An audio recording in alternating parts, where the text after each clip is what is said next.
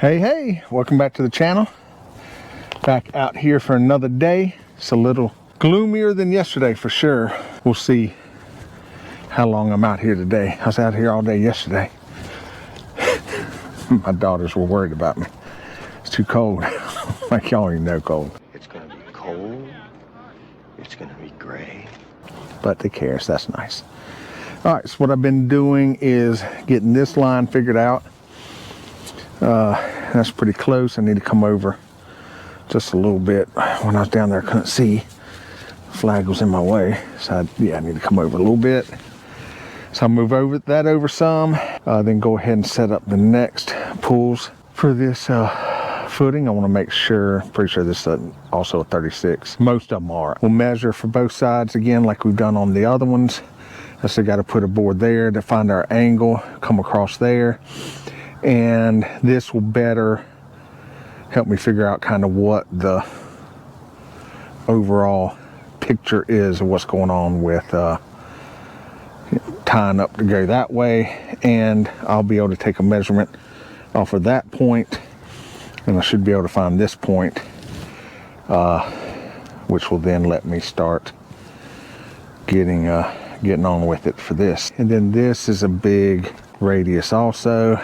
And then once I get the former drain in here and set where I want it, I'm gonna put more rock in as needed and tamp everything. So it'll be rock under all the footings. We'll tamp all of it. So yeah, that's it. Get all that ready, and then rebar, and then inspection, and then yada, yada, yada. Then we can pour some concrete. And then I'm going to cover those up because we're waiting on block. So I'm going to cover all the footings with a 6 mil plastic. Okay, so I'm going to see if I can find my points on my own for these, where we had to dig up the markers. And that way, when the surveyors come back, I want to see how close I am. See if I'm good at it or not, because I'm going to need, when you're laying things out, there's some isolated footings in the middle for the steel columns, so I've got to locate those also. So might as well get some practice in. So let's see if I'm any good.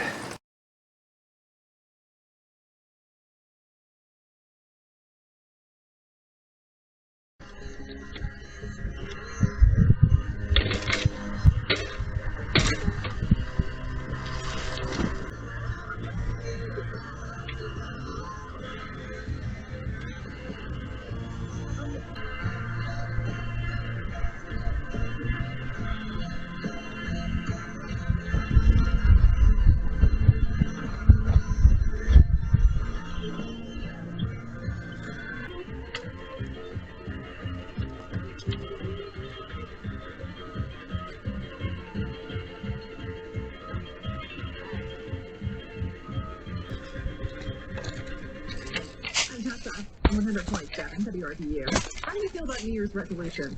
Most people say if you want to be successful, you need to start small. Now, the easiest New Year's resolutions are to practice a car for every driver who wants more. What's up, everybody? Yeah. Back out of the house site. Got some help coming today. We're going to try and knock at least half of this out.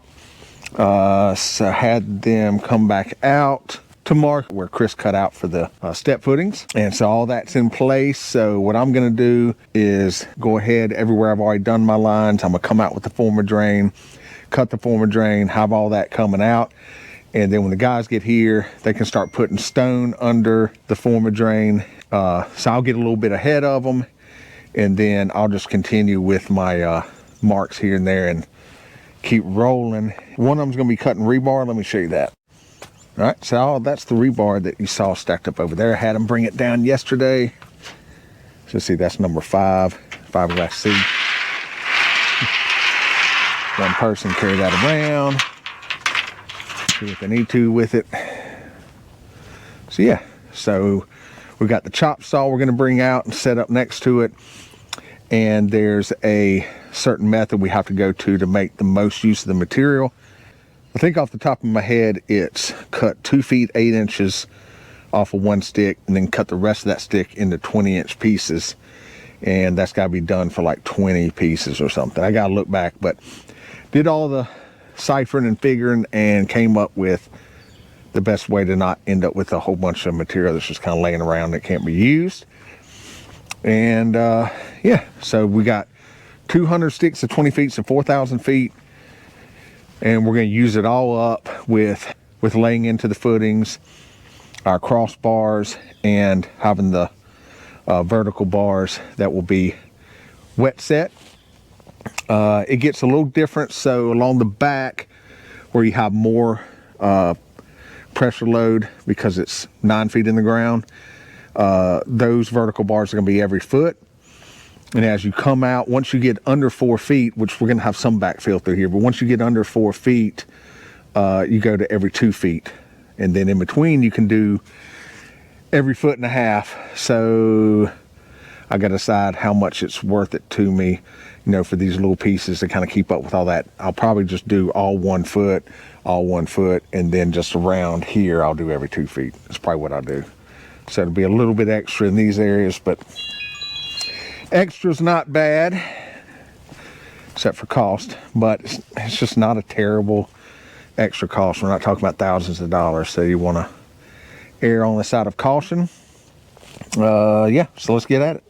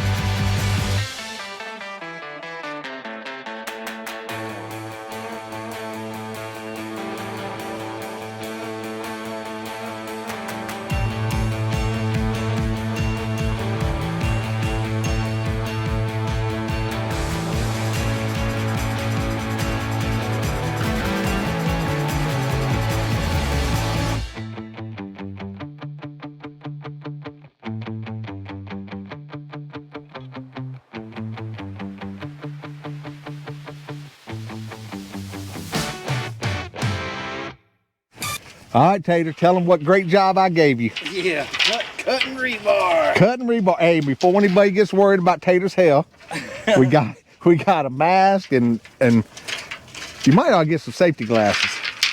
Just saying. Yeah. Fiberglass in the eye might not feel good. I got some in the truck. See, we got safety. We're all about safety, aren't we? Gloves. All right, so there's a certain order he's got to cut these in. We just went over that. It's, what did we figure? How many pieces? 16? 16 pieces. 16 pieces of rebar. We're going to cut 2'8" off of each one.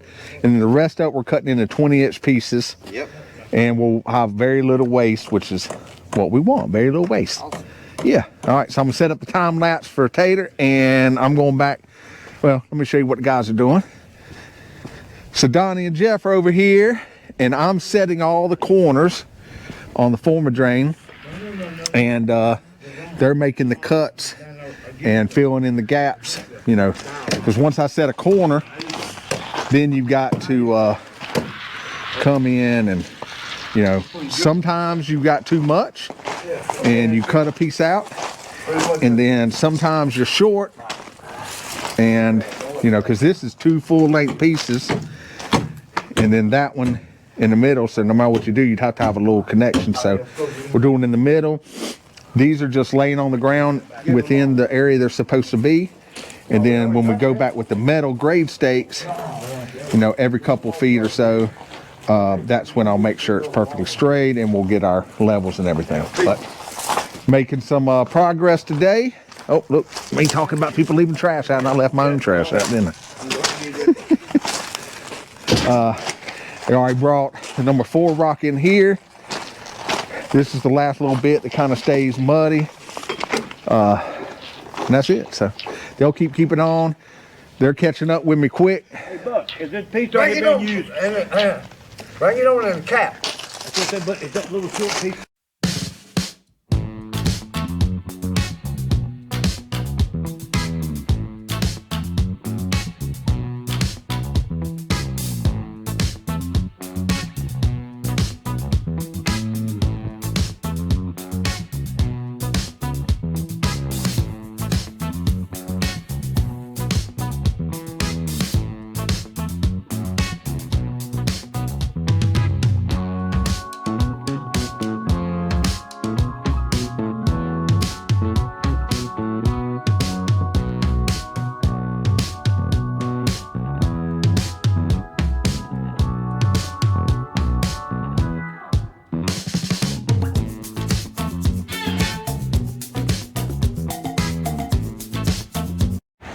Come on. Tell everybody why you're in trouble. What'd you do? Ate all the cat food. Anyway, all right, since the next morning we ran out of daylight, so I didn't get any footage for my little outro here. So the guys are coming back this morning and we're going to make as much headway as we can. So did pretty good yesterday. So let's go down there and check it out, and I'll show you what all we got done. And yeah. All right, so lots and lots of rebar got cut. These are the crossbars in the 2-foot footings. The 24-inch wide footings, that's the crossbar. And where's this, my taller one? Aha!